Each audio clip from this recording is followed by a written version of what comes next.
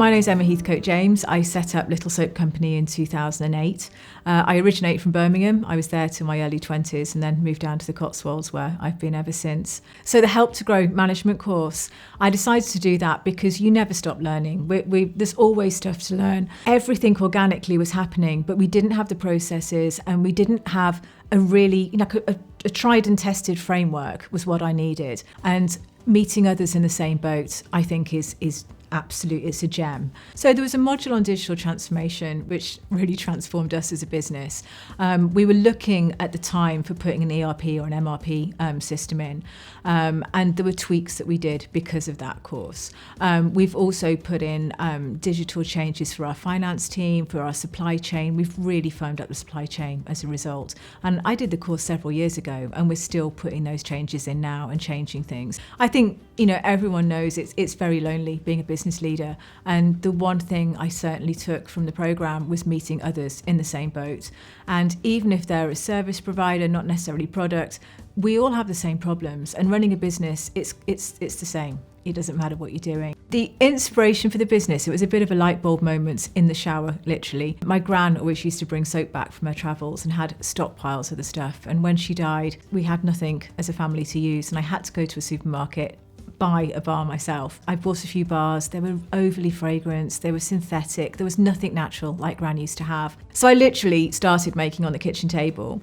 And like with anything, any makeup, jam or knitting, if you enjoy doing it, you make far too much. So obviously the next step was to sell. I got all the accreditations, got all the certification, the insurances. After that, I used to go around talking at various conferences. It was called Women in Rural Enterprise over at the Agricultural College.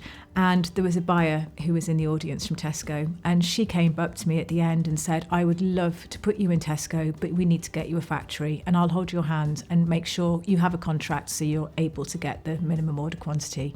And that was how we scaled. So since day one, sustainability has always been at our core. And as we've grown, we've brought on more and more accreditation. So we only use RSPO palm oil, we're cruelty free, we make everything in Britain. So each year we're just growing and growing and growing.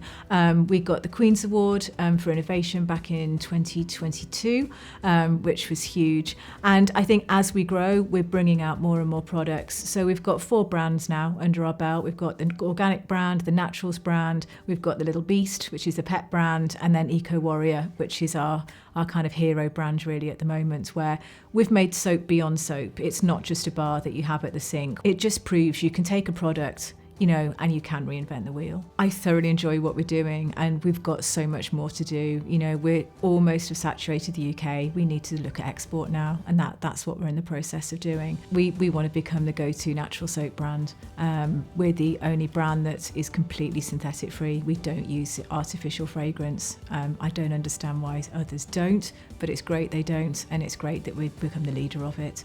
If someone's thinking about doing the Help to Grow management course, then I think deep down they know that both they and the business need it. So the next step is to fill out the application and block that time out in your diary. And that's probably the hardest step, because as business leaders, we're all busy, but making time to work on the business and not in it that's the gem.